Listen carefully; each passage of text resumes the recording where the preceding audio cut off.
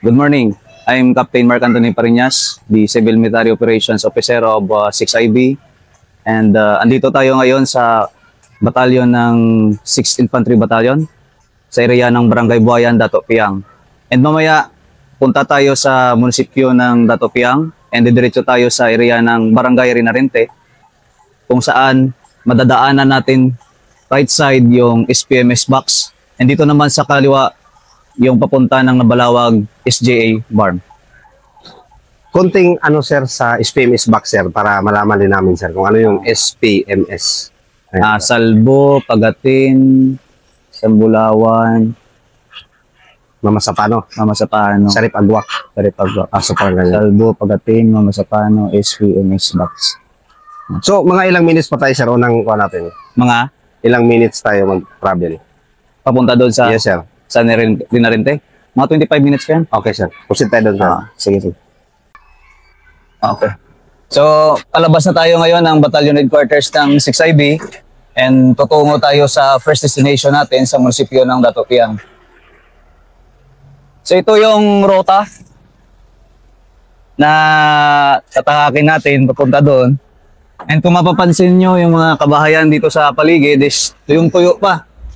Pero pag umula naman doon sa east portion natin, after 2 hours, isaangat yung tubig sa area na ito. Anong lusot ng daan na ito sir? Ha? Anong lusot ng daan? Itong kaliwa is papunta ito ng Midsayap, and then yung pakanan is papunta ng SPMS box. No? Kung papunta ka ng Midsayap, mga 25 minutes itong biyahe, and then kung papunta ka naman ng SPMS box, saabutin ka ng 20 minutes. Dito mapapansin natin yung basic na kabuhayan dito ng mga tao is mga payong-payong o yung tricycle yung ginagamit nila. So ito yung parang transportation na ginagamit talaga sir na kuwan. Ito yung pinaka basic transportation dito sa area. And then mayroon ding mga van na papunta ng area ng Midsayap. So yung mga bata sir talagang na sir no? Yung parang tuwang-tuwa na sila. Dati sir yung sir medyo paila pa sila sa atin yung mga sundaluhan sir.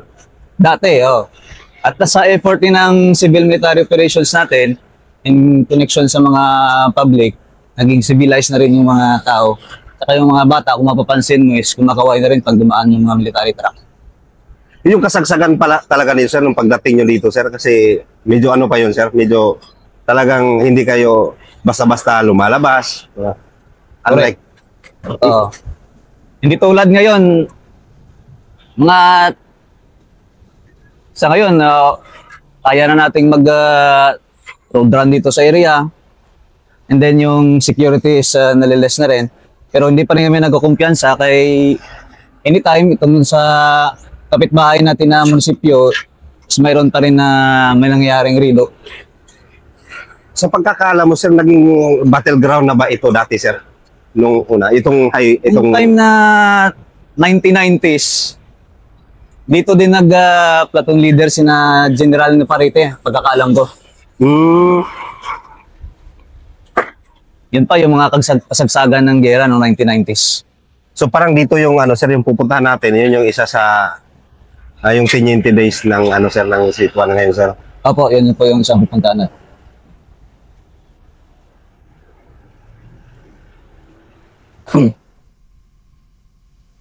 Munisipyo tayo Dato Piang. Ito.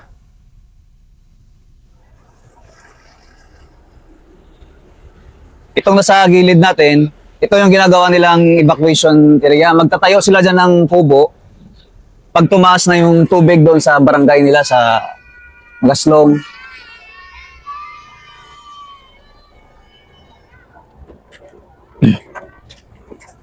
So parang ito sir. Ito ay sa medical lying in. So ito na mismo yung municipality of sir, Dato Piang. Ito yung sentro nila. Ito, yung sa kaliwa natin, ito yung papunta ng Midsayap at itong sa kanan naman natin yung papunta ng SPMS box. Sa area ng Salbo, Mamasapano, Sarip Agwak.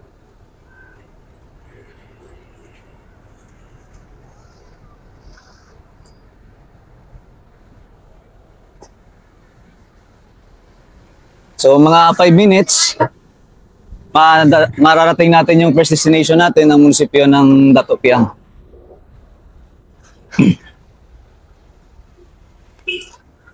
Napaka-legend ng ano sir ng Dato Piang. Hmm.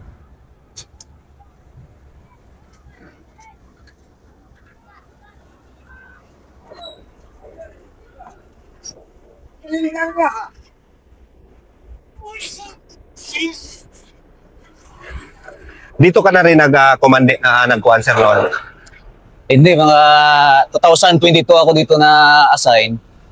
Nagka-company commander ako ng Delta Company. Yung mga kafgo yung hinawakan ko. Doon sa area ng Dato Salibo, sa Butalo Detachment and Magaslong Detachment, yan yung mga area ko na. Pero yung tribo mo sir, yung kuhan, Ilonggo. pero sanay ka na sa ganitong culture sir? O bago? Sanay na rin ako kayo nang nag-PL ako 2016. Andun pa ako sa Indanan, Sulu noon. Previous unit ko yung 69th Infantry Battalion pa ng 7th Division. Yes. So, Muslim area din yun. So puro parang babad ka sa ganitong area pala sir? One lang din. Kay 2018, umakyat na kami ng Nueva Ecija, Ilocos Sur, and Mountain Province. 5 years ako doon. And then after ng advance ko, infantry, pinalik ako dito sa Mindanao noong 2022. At dito yon nahulog sa SPMS box area. Ito na yun ang punahan doon. So ito yung plaza ng Dato Piang. So, kumusta naman yung ano dito sir? Yung may curfew na rin dito sir o anong oras nagpo-close yung mga tindahan, yung mga ganyan? Alas 10 nagsasarado na yung tindahan dito. Tahimik na siya pag And then yung trupa ng PNP and 6IB is nag-conduct na rin ng patrols.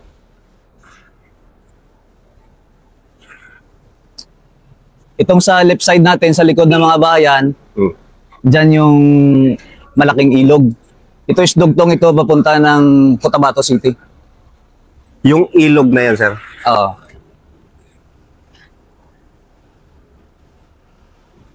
So, papasok na tayo ng munisipyo ng Dato Piang.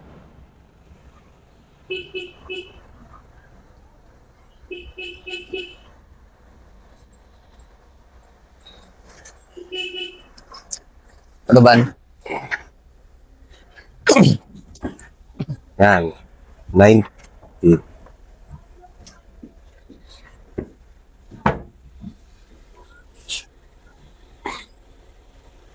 Dulawan ito dati. Dulawan ang tawag dito. Ano ibig sabihin ng Dulawan, sir? Ano yung kuan, sir? Dulawan, lugar? Lugar-lugar.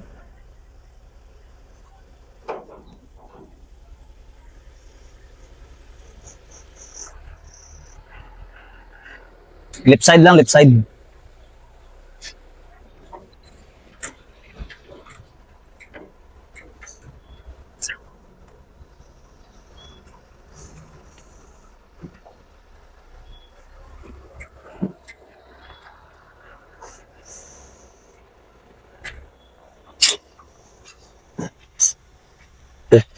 Baba na tayo.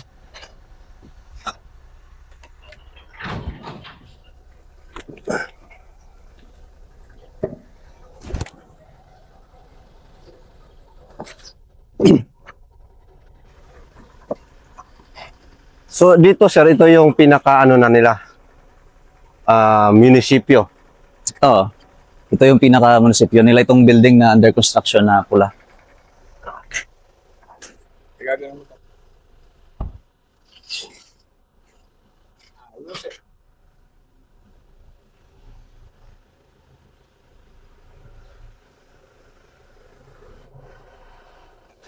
Chief ng operation, sir. Pepe na operation, sir. So, sir, matagal na lang. So, ito yung munisipyo ng Dato Piang, Maguindanao del Sur. And then, lalabas tayo para makita natin yung ilog. So, sa kasagsagan ng gera ng 1990s, itong ilog is gamit na gamit ito para gamitin ng tropa papunta sa mga area nila. So ito matatanaw natin kung gaano kalawak itong parte ng ilog na ito. Then itong tulay, sa may kanan, yan yung papunta ng Barangay Rinarinte.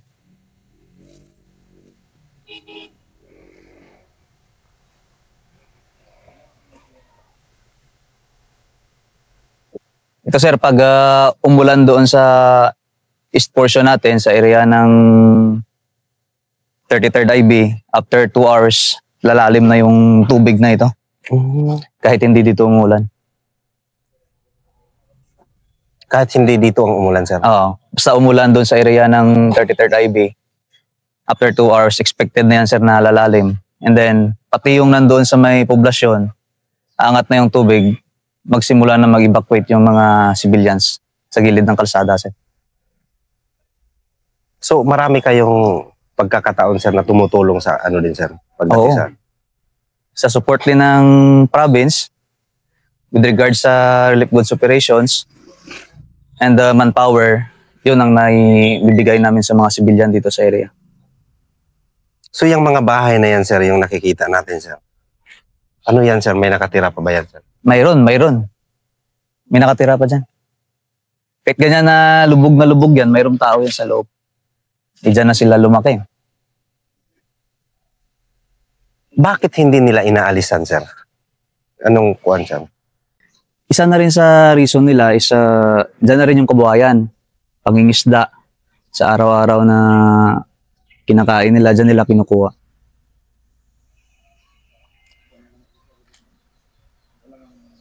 And then yung mga taga dyan, sa part na yan na matubig, mayroon na rin tayong na-recruit na mga TAFGO natin.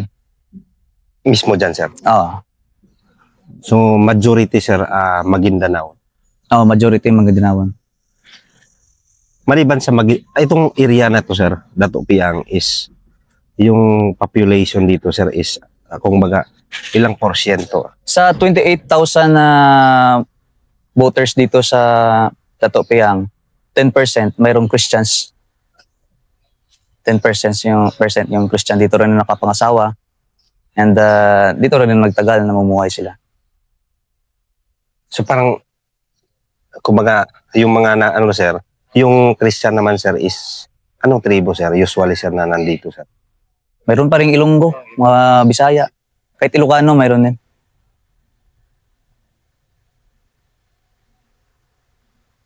So malakas ba yung current, sir? O Malakas itong tubig kung makikita natin. Malalim ito, lampas tao. Then may dumadaan dito ng mga pump boat, yung mga nangingisda. And then ito is patusok na ito sa main body ng tubig na papunta ng Cotabato City. yun na yung exit.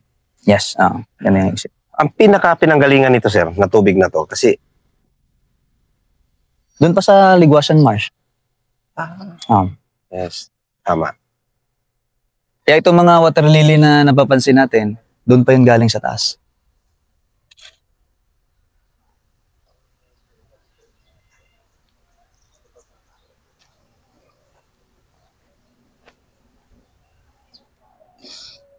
Doon tayo galing, pre, pagkaya. Okay, sa unahan. Ito po lang yun. Okay, interviewan niya, isin mo po kaya ito, gano'n na yun. Eh, natin ano.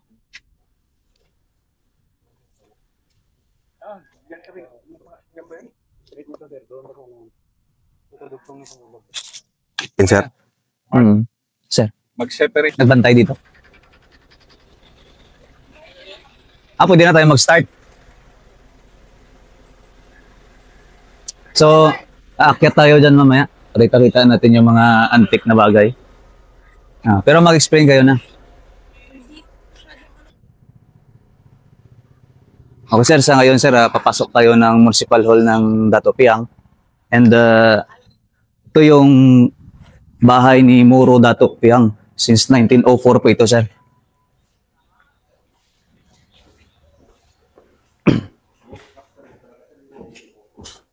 Itong structures niya.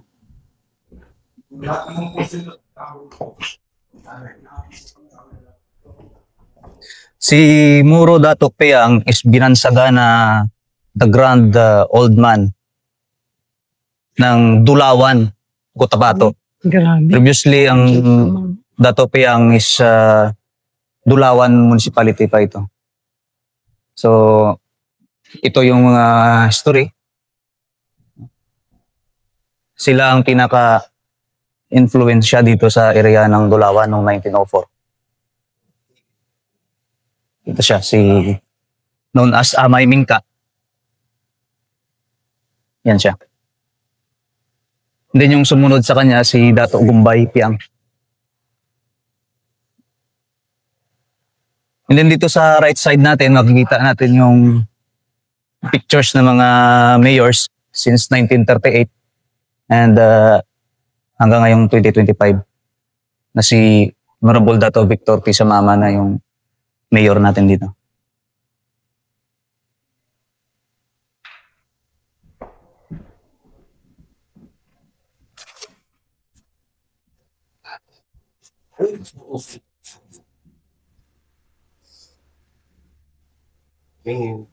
Oh, open ta.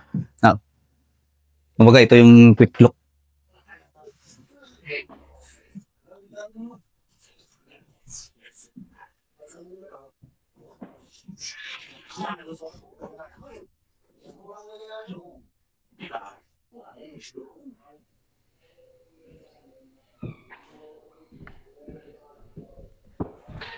Na itong mga kahoy na to. Narito siya sa Oo. original ito. May mga tinagpi lang dito, itulad nito, mga pinalitan na to. Mga nag-crack.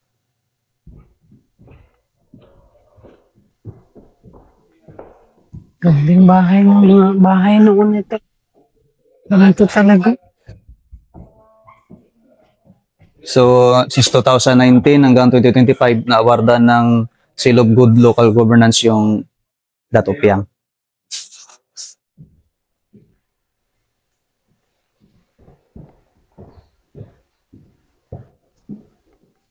Laki ng bahay pa na. Bro, thank you, bro.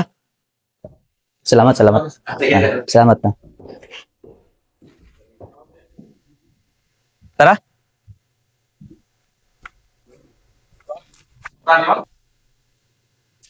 Nakalagay ba dyan, Chef? Yung story niya? Sa hapon pala yan, ma'am, no?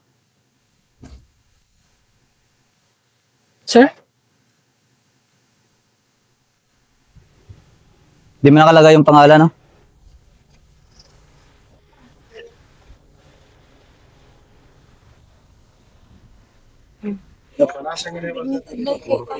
Ano to, sir? Dito tayo nabuo talaga. Hindi ka maupuan.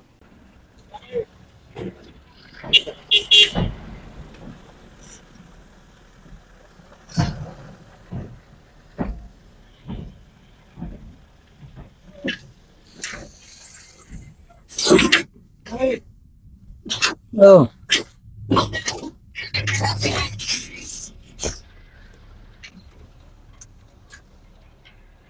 Ito sir, yung sitwasyon dito pag lumalim yung tubig.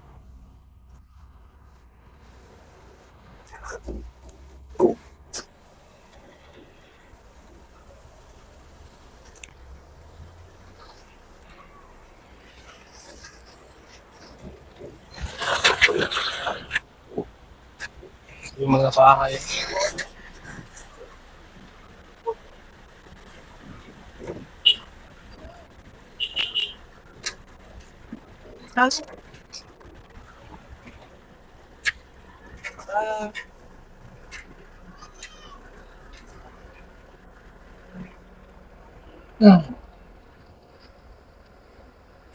Wait kami.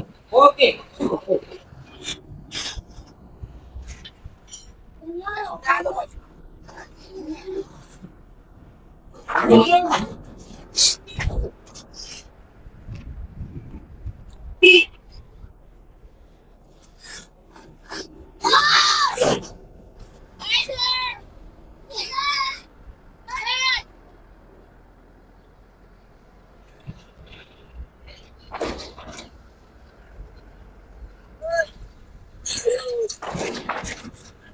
So yung ito na yung ano, sir, pawas. Ah, ito na yung pawas. Itong sa right portion natin, yan yung pawas padugtong doon sa area ng Mama Sapano and the Sheriff Saiduna Mustafa.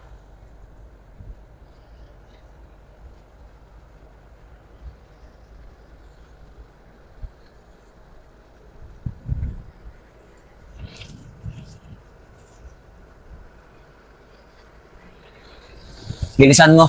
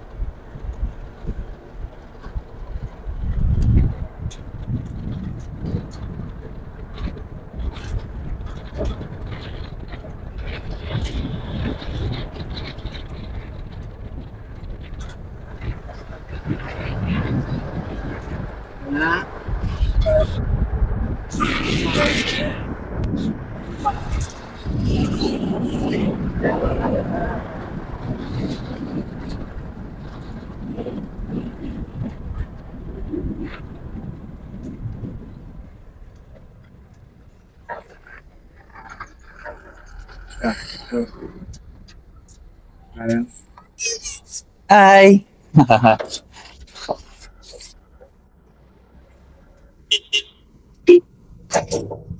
Tandaan. Bon, masarap. Dala. Hold mo na. Hold. Tandaan lang. Tandaan lang, Bon. Dandahan lang, dandahan. Tandaan lang. Tandaan lang. Bon. Yes, sir.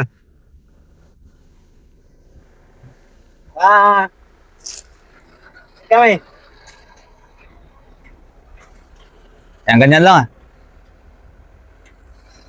Tuwan ng video.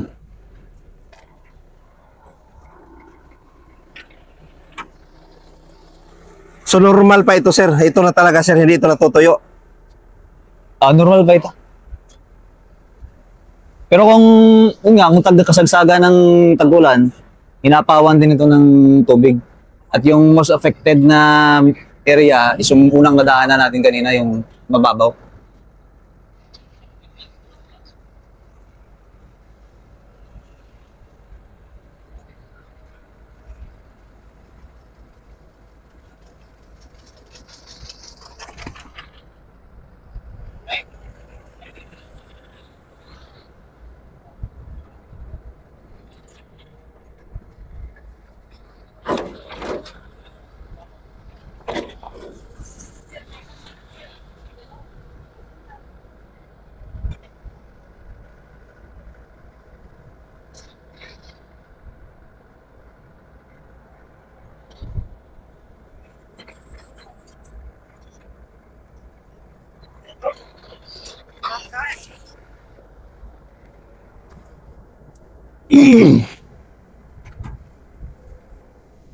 Dandangan pa konti ah.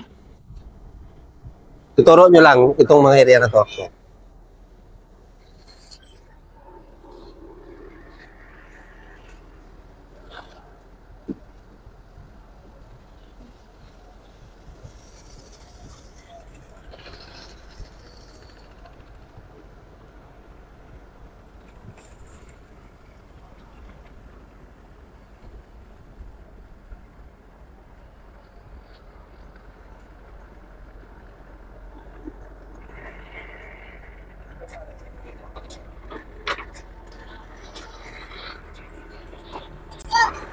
Yeah.